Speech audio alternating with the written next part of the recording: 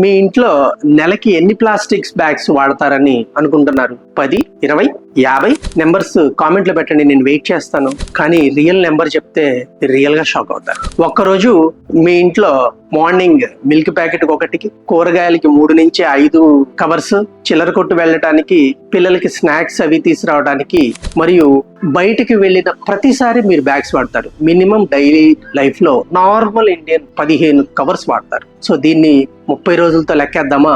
450 covers.